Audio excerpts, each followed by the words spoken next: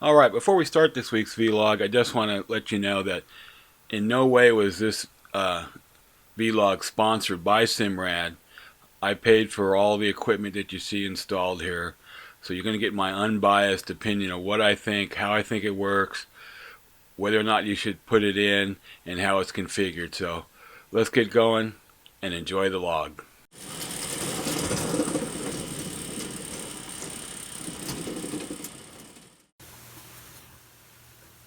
If you have some experience with the system, you'll know that it's one of the big requests is to get a longer cable in the main unit. So I did find a place to get that longer cable, and I wanted to share it with you. Here it is. I'll have the link down below where you can order one of these. And here is that extension cable with both male and female ends on there. And it really allows you to extend the place where you have to put that control box that everything plugs into. So go ahead and check the link below, and you can order one of these if you need it.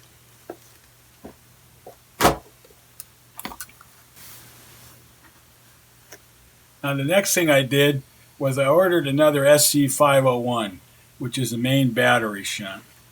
And I just want to sort of share that with you here.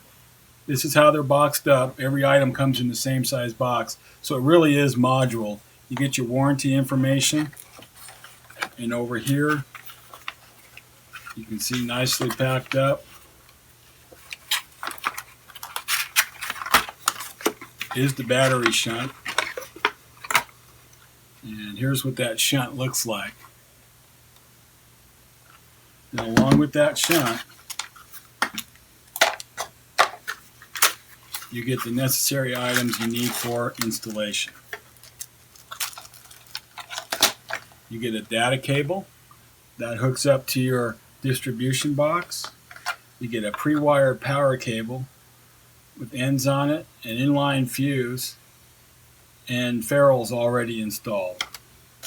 And with that, you get one temperature probe so you can tell the temperature on your battery. So with that, let's get started and get back to installing. Shown here is the final mounting place for the head unit. It's at the end of the galley right next to the companionway station. But the big question is, how did we get there? The first part of that mounting task is to drill an access hole so that you can feed the wires from the mounting location back into the engine room. So here's that hole.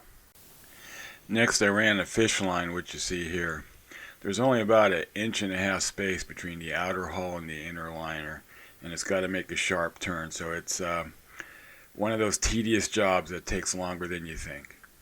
Now, as I mentioned earlier, the space between the outer hull and the inner liner is only about 1.5 inches. With that said, by the time you put the cable on the back of the head unit, you don't have enough space there for that cable to make a 90-degree turn. So what I did is I made a bezel out of a piece of oak, which you see here in the mounting template provided by the manufacturer. Took that over to the wood shop, and the guy ran it on his table saw for me and put a little 45-degree bevel around the 4 corners. I drilled out the holes, stained it up, and used it to mount the unit. And here you see the unit all mounted up as I mentioned earlier.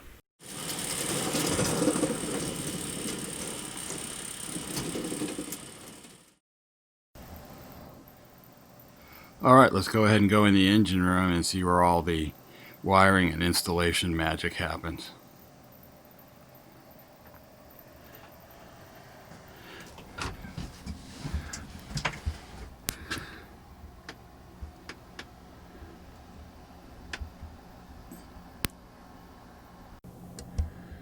So here we are in the engine room. Right there in the middle is the splitter. That comes back from the head unit along with some power lines. It essentially functions like a router. You plug up the 4 individual devices into that, and it sends the information back to the head unit. Next to it there you can see the ST107. That's your tank and temperature sending unit. Over here you can see a SQ25, that's a current sensing unit. And next to that is a second ST107 tank and temperature sending unit. Now, if you follow the instructions, which I highly recommend because they're really not that bad, the very first thing that you need to install is your shunt. And here you see your shunt with your negative side coming from the battery to the outside on the shunt. Right there, the black cable, that's your communication cable that goes back up to the splitter, and then your voltage sensing units. And a temperature sensing unit there, the little small black one right next to the SC501. Now, I connected this up just slightly different from what they recommend. They give you a really nice pre-wired voltage line. Comes with an inline glass fuse, a ferrule on the end, and a big eyelet on the other. Now, I don't use inline glass fuses simply because I want to stock one type of fuse on RockChalk. So what I did is I ran a line from my battery up here to this dedicated fuse block. So this fuse block is powered from the battery.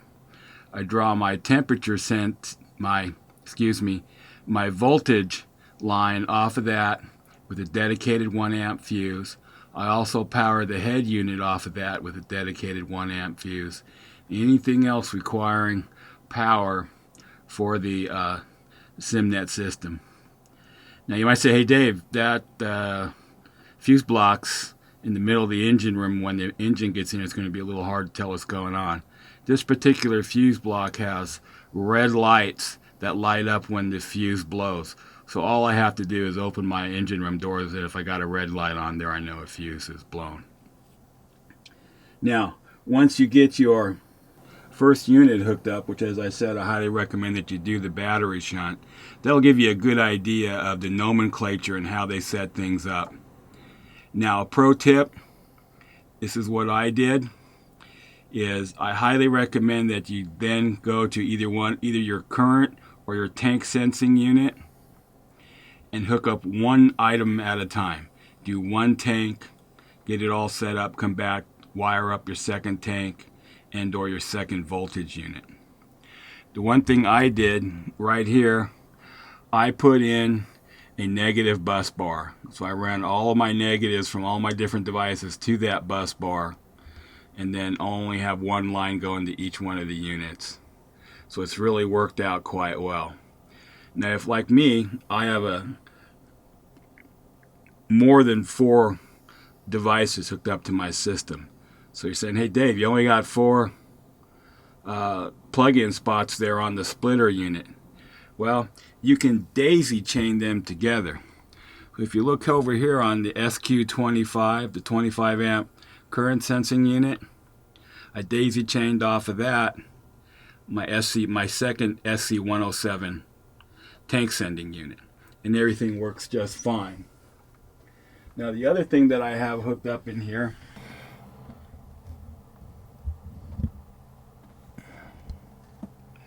is this here.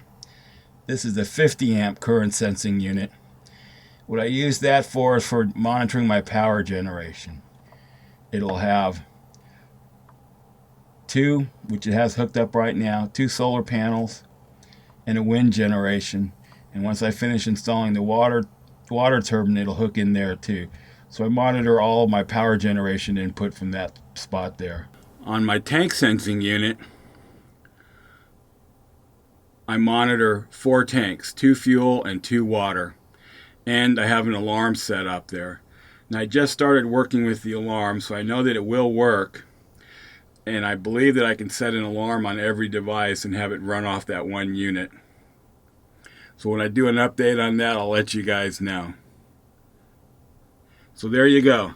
That's basically how I installed my Simrad system on SV RockChalk. If you got any questions, recommend going to their Facebook page. There's a lot of guys there that have knowledge on what's going on. I got a lot of help early on when I didn't know what was happening, and it was really beneficial. So go ahead and give that a try. See if you like it. I personally recommend it. If you're looking for a plug-and-play system this probably is not for you.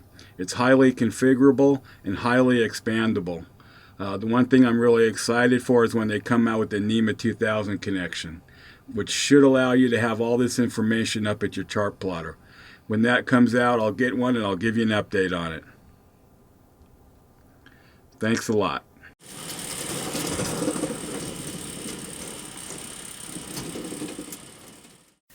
To give you an idea what it's like to install one of the tank sensing units that you have to buy outside of the Pico system, I'm going to give you a quick overview of the installation on one of my water tanks.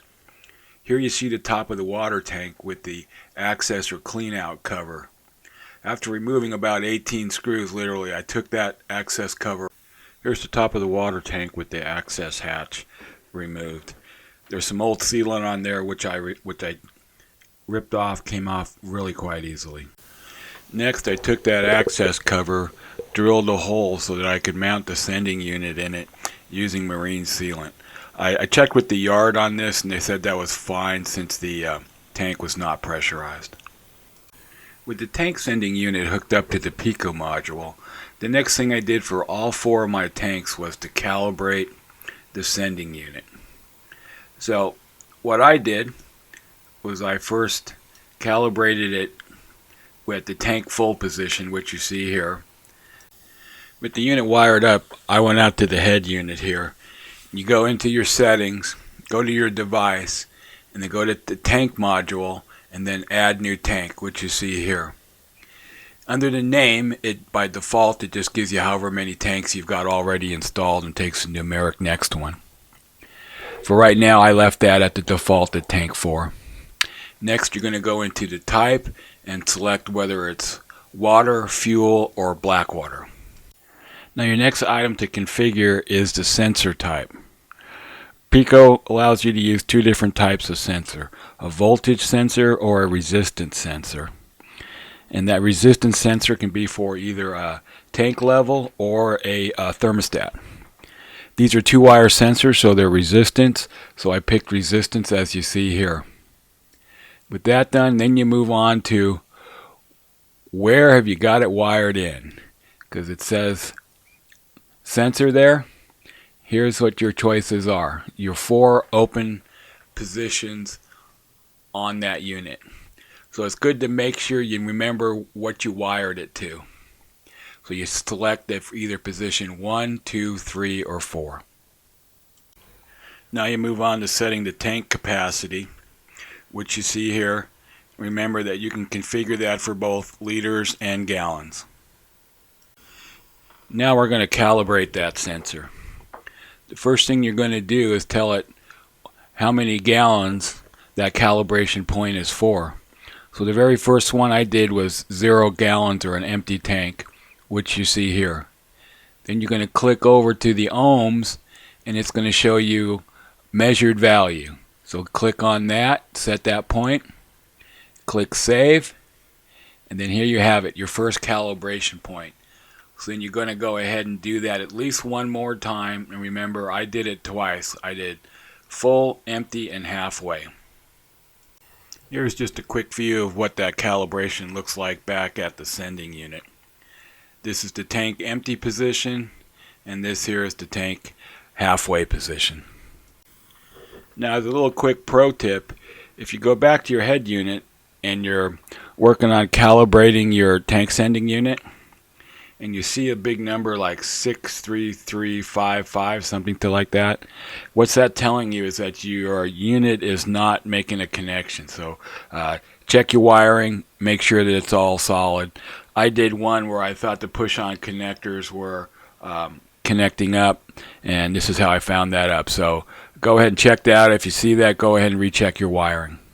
Now here's just a quick shot of the full calibration point and all 3 calibration points set along with that midpoint position.